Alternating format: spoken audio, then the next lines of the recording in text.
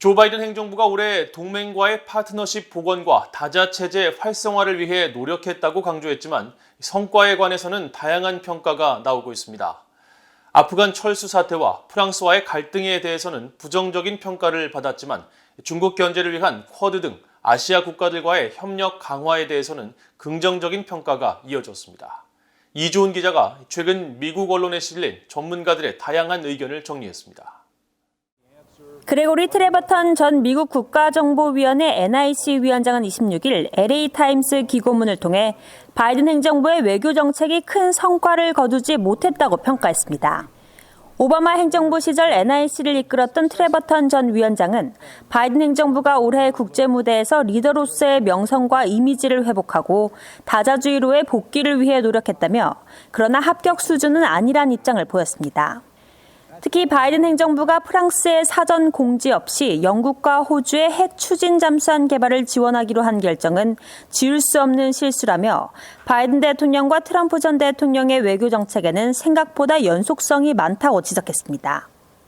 워싱턴 포스트 신문의 칼럼니스트 데이빈 이그나티우스는 그러나 최근 칼럼에서 바이든 행정부가 전임 트럼프 행정부에서 무시된 동맹과 파트너십 복원을 위해 옳은 일을 했다며 긍정적으로 평가했습니다.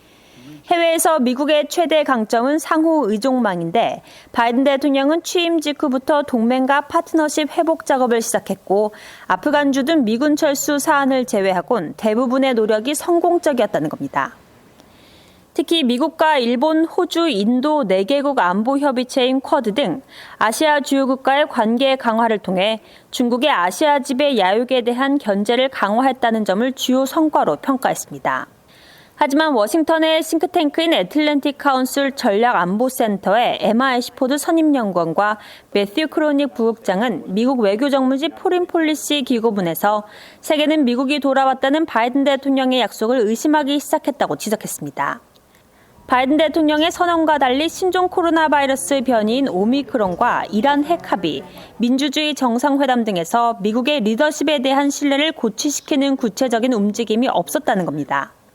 토니 블링컨 국무장관은 지난주 국무부 청사에서 연 기자회견에서 바이든 행정부가 지난 1년 동안 동맹과 파트너십 복원을 위해 노력했다고 강조했었습니다. So much of our work this year has been about rebuilding the foundations of American foreign policy. That started with restoring and revitalizing our network of alliances and partnerships and re-engaging the multilateral system where so much of the day in, day out work of diplomacy takes place. 하지만 이런 발표와 달리 성과에 대해 다양한 평가가 나오면서 내년 전망도 불투명하다는 지적이 나옵니다. 워싱턴의 싱크탱크인 윌슨 센터의 에런 데이비드 밀르 수석연구원은 최근 CNN 방송 기고문에서 바이든 대통령이 내년에 직면할 주요 대외 문제로 러시아와 중국, 이란, 북한 문제를 꼽으면서 안타깝게도 모두 성공 가능성은 제한적이라고 밝혔습니다.